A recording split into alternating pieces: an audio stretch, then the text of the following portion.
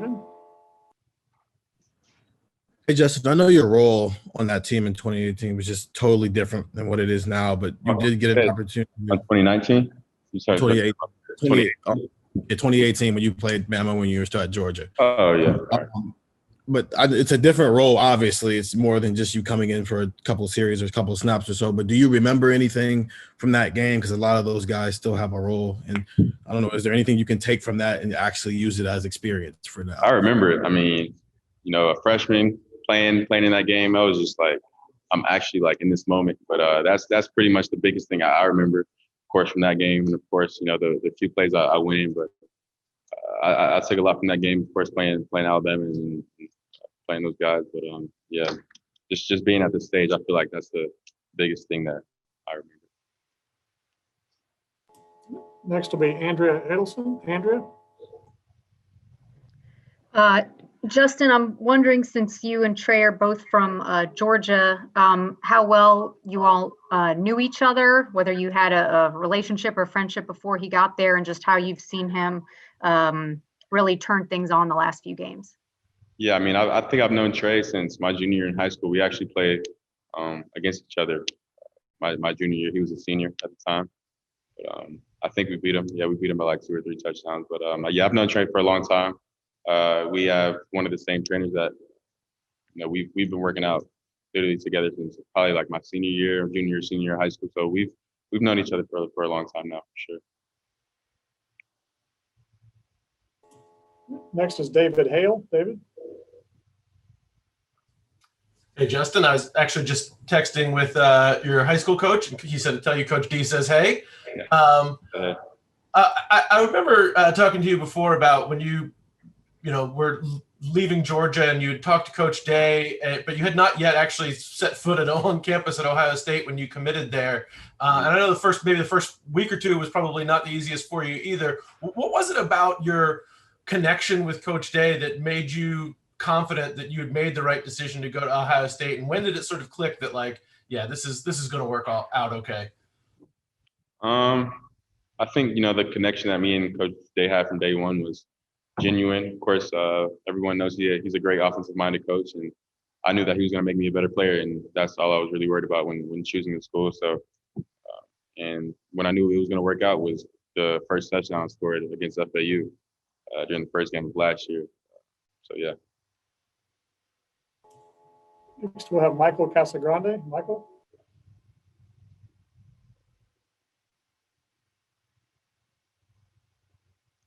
Yeah, Justin, what do you remember about that fake punt against Alabama, and do you still hear about that now it's 2 years down the road? Nah, I don't really hear about it anymore. But all I remember is that I went on the punt. Everybody was yelling my name, and the punt didn't go the way we wanted to. So that's the only memory I have from that one play.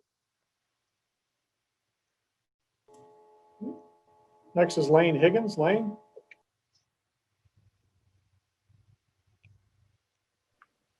Hey, Justin. I'm not sure if this is something that's more instinctual or if it's something that you've worked on with quarterback trainers and coaches, but it looked like in the second half, after you had absorbed that pretty big hit in the Sugar Bowl, you kind of had adjusted some of your mechanics with your throwing, and you were, taking a bigger stride into the throw and, relying less on your upper body. Is that something that you've worked on with anyone specifically, or, how are you trying to manage that? Yeah, I think it just comes naturally. Of course, when you're trying to complete a pass in a game and you might not have, all of the body parts working like you would, I guess, want them to, you would have to alter another thing, to get the ball where it needs to go. So I might have been altering my footwork or motion a little bit, but that was just, coming off of the injury. So of course I was dealing with that. Yeah. Yeah. And as a follow-up, did you tell your teammates to stop slapping you on the back when you're making big plays on the sideline?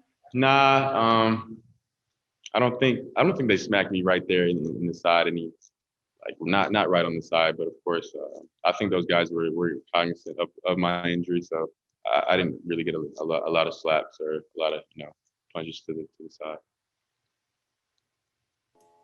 Next is Justin Felder. Justin.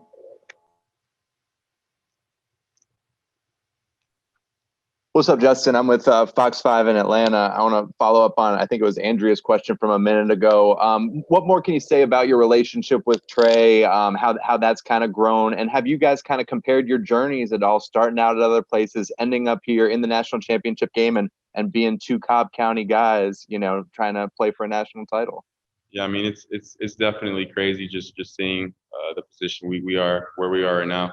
But yeah, I've known Trey for a long time. He's always been a hard worker. But I think we'll talk about this in a few years from now. But I think right now we're more so living in the moment. So yeah, we haven't really, you know, look back on it. Of course, I tell him after every big game we win, I usually go up to him after the game and say to him, I told you that you should have came here. But yeah. But other than that, that's all we talk about. We don't really talk about how this is, you know, all crazy and stuff like that. But I definitely think for sure down the line we will. Next is Steve Hummer. Steve? Yes, Justin, I guess under any circumstances, you'd be gratified to get to this game. But looking at the arc of this season, when you even had to speak out just so there'd be a season, being here, is that any more meaningful to you? It's definitely more meaningful because this is where we wanted to be before the season even started and when our season got canceled. So I think, you know, all of the stuff we've done in the past, all of the workouts, all of the, you know, getting the games canceled, saying we're playing and saying we're not playing, you know, that messes with your mental. But, you know, just all of the stuff that this team has been through and all of the stuff that everybody's been through here is just you know, a big sacrifice just for this moment. So we're just glad that we have the opportunity to play. Next is Ralph Russo. Ralph?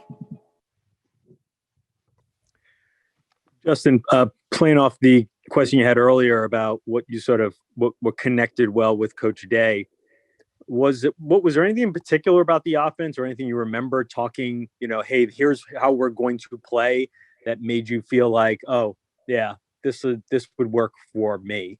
No, not really. I feel like I'm able to adjust to, I guess, any kind of offense, but there wasn't, I guess, you know, one specific thing where, you know, what kind of jumped out at me. It was really just, you know, Ohio State's their success with quarterbacks on the college level, and, you know, just the amount of success that I would have under Coach Day and being able to learn from him. So, because of course he's been in the NFL, he's been to the level that I'm trying to go. So I've definitely learned a lot from him. Next is Bill Rabinowitz. Bill?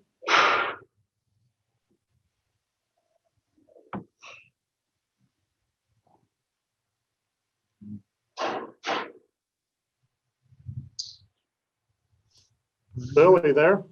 Yeah, I just lost you for a second. Can you hear me? Yes. Okay. Yeah, on your status, how you're feeling, how you think it might be affected.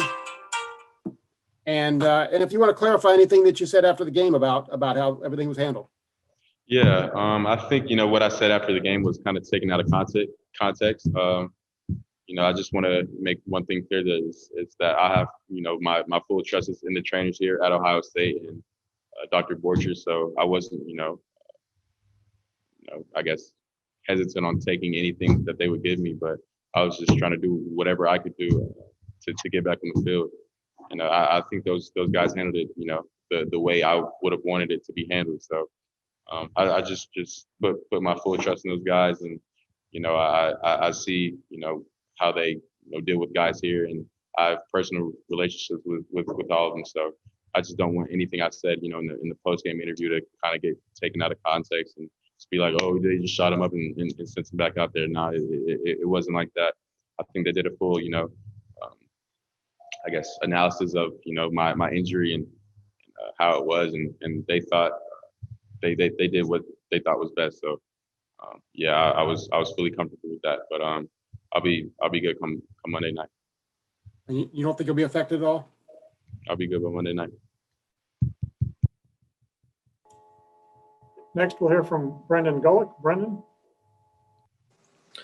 Justin, I realize that the number of Buckeyes that have played for a national championship in their career is certainly an elite fraternity within your own program.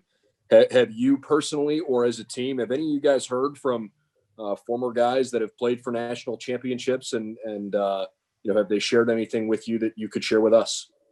No, I haven't heard anything from the recent players, but I'm sure I will hear some things from them, as we get closer to the game. But from this point, I haven't heard from anybody that's played in that game before. All right, next is Austin Ward. Austin? Justin, I know you're not going to talk specifically about how you're feeling, but Coach Day said that maybe on Saturday you woke up feeling better than you expected. When you went to bed, did you have any doubts about your body holding up well enough to get to Monday night? Yeah, I think the day after the game, I woke up definitely better than expected, but the days that I didn't expect to wake up kind of hurting was 2 or 3 nights after the game. But I mean, I really haven't, thought about, how this injury is going to affect how I'm going to play. I'm just thinking about getting as much treatment as possible and trying to get my body right to 100% to be able to perform at a max level on Monday night. Dennis Dodd. Dennis? Justin, what did Northwestern do that night, and how much do you give them credit for how they approached your offense, and how much do you put it on yourself that night? And another question: do you ever check the amount of signatures on that petition?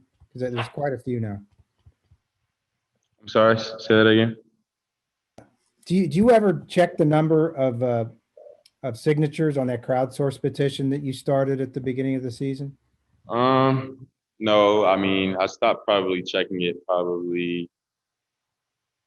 when they said that we would have a season.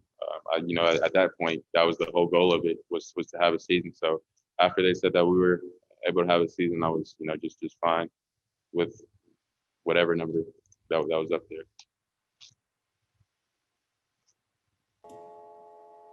And time for one more here from Billy Witz. Billy? Justin, hi. I'm just going back to what you were saying about the injury against Clemson. Was part of the discussion at all, about how well you could protect yourself? Just because you looked like you were obviously played really well, but you weren't able to move like you probably normally. So what's the question again? I'm sorry. Yeah, was part of the discussions that you had with Dr. Borchers, and I don't know if the coaches, did it ever come up with not just a pain tolerance, but could you move around well enough to protect yourself? I mean, I feel like me and Coach Day probably had some conversation about it, of what certain plays we could run and couldn't run. But other than that, if I can't protect myself, then I don't need to be out on the field. So I thought, in my head, I thought personally that I was able to go out there and protect myself if anything bad would happen. And just going back to your last game in high school when when you got hurt and then you weren't able to go on. I don't know. Does that in any way, I guess motivate you, and just some of the injuries that you've had in college and just have played through, or is it just more just the types of injuries where that was something where it just really impacted how you could throw the ball? No, not really. I wouldn't say that motivated me, but to be honest, I just look at injuries like it's a part of football. It doesn't matter who you are. You can get injured on one play and never be able to play football again in your life. But again, like I said before, it's what we sign up for. We know the risk coming into this. That's why we just try to I guess stay as safe as possible when we're playing the sport, and that's why we have rules set in place. But yeah. All All right, Justin, thanks a lot. Look forward to seeing you in Miami. Appreciate it.